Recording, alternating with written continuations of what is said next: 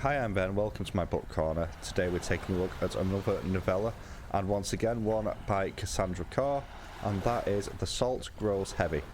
Thank you to Jenny for loaning me this book. This was released in May of 2023. It comes in at 106 pages, and as always, we shall take a look at the story, the characters, the world building and atmosphere. We're also going to dip a little bit into the presentation of this title as well, before I give you my pros, cons and final thoughts at the end. So, without any further ado, let's just jump straight in.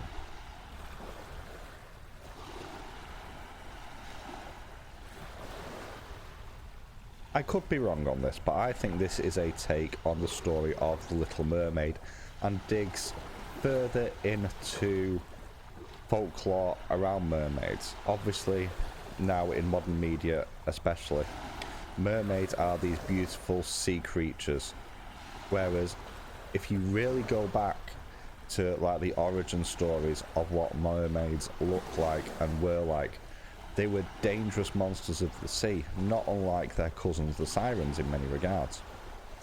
And this sort of mines that quite well. You have the princess of the sea, the mermaid, who was dragged on land and married a prince and lost their voice. The prince eventually dies, consumed by their own offspring in gruesome fashion. And this actually takes place after that, as the mermaid is travelling through some woods with the plague doctor, who was also partially enslaved by the prince.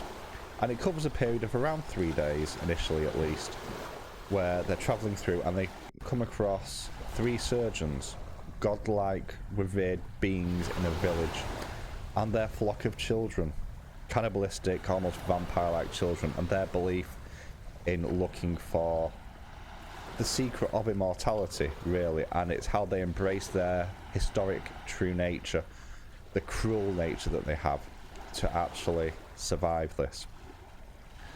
This is a short book at 106 pages, and the story, whilst it's not the most engaging thing here, is quite well told.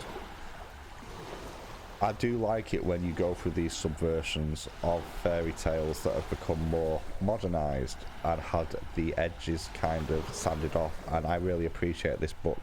We're going a bit closer to the original origins for some of these stories.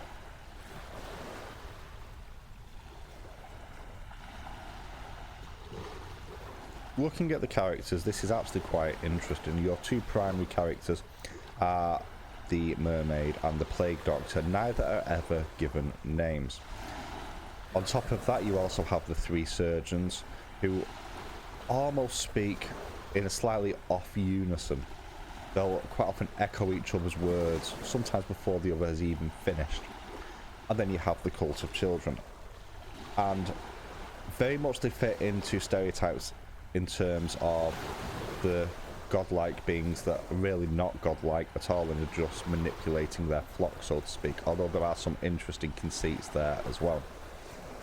And you have the sort of zealotry of the followers of the 3 surgeons, which is really well done.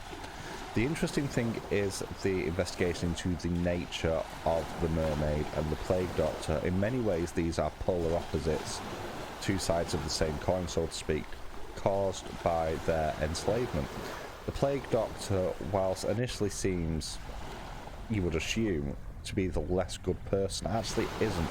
When they come across this sort of fake religion and you dive into his backstory, he cares and he wants to free these people from the oppression they're suffering, whereas the mermaid is quite happy to just leave them to their own fate.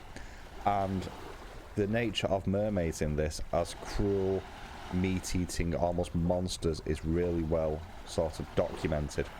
And the other thing that's quite well done here is where the mermaid is kind of talking to themselves in their internal monologue about what a mermaid is and how maybe a mermaid's appearance and abilities is directly linked to what people believe they should be. And that's actually covered throughout the course of the story.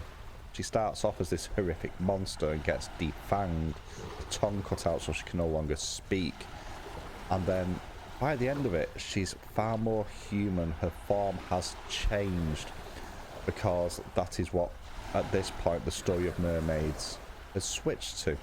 And that's a really, really interesting take on a story arc, where it's the external forces that are causing a physical change in a way that in reality doesn't make sense, but in this sort of fantastical world is really well done.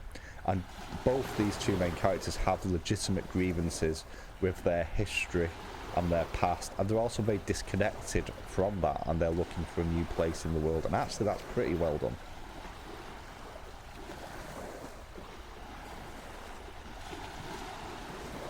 World building's up next, and again, this actually links more closely to character than it normally would do, as it's all investigated through the myths and the stories and sort of the internal monologue. The world itself is not especially fleshed out. It's touched on the fact that they were both horrifically treated in the kingdom that they were in, but realistically that kingdom was probably the best in the neighbourhood.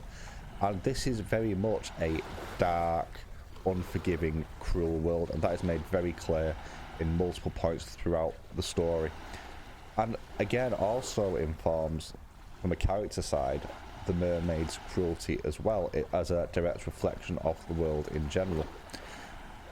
The touching on some of the more gruesome aspects of this, in terms of, for want of a better word, surgery involving the surgeons, is also really well done.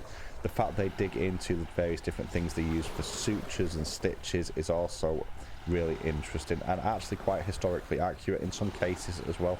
So the world building here is appreciated.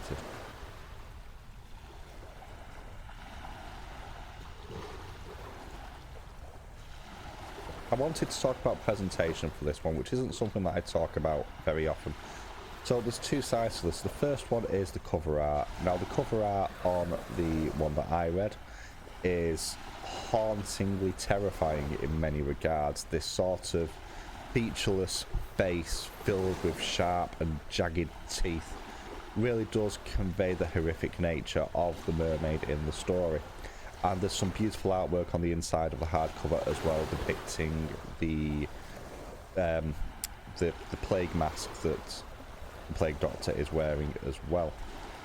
And on top of that, there is another cover which I have seen, which is a very deep red background, and it's quite stylized and quite blocky in the way that it's portraying the two main characters, as they're almost looks like they're stacking skulls in a pile, and it's actually stylistically really interesting. But what I really want to talk about is the writing here. There's not many authors that I've read in the last couple of years that make such use of language as Cassandra Khaw does. Their prose is very, very, very eloquent. They use a lot of words. I would argue that perhaps, for some at least, too many. They use obscure references and language that you wouldn't genuinely find in a lot of books, that can sometimes complicate a scene. But on saying that, for me personally, I love this because it really drew me in more, because it made me focus on what was being written even more than I would normally. And because I've got the extra focus to read this, it helps pull me forward through the book more. And it is a really interesting writing style. They did something really similar with Black and Teeth, and I don't know if their other work reflects this as well. I could see this being an issue for some people. Now personally, I love this. It can obfuscate the work a little bit though.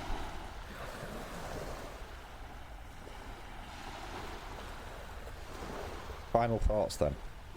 So there are some pros and cons to this book, and oddly enough for me personally, the biggest pro and con is the same thing, and that is the style of writing. I love it personally, but I have to concede that this is not going to be, for a lot of people, an easy style of writing to read, just because of how lyrical it is in nature.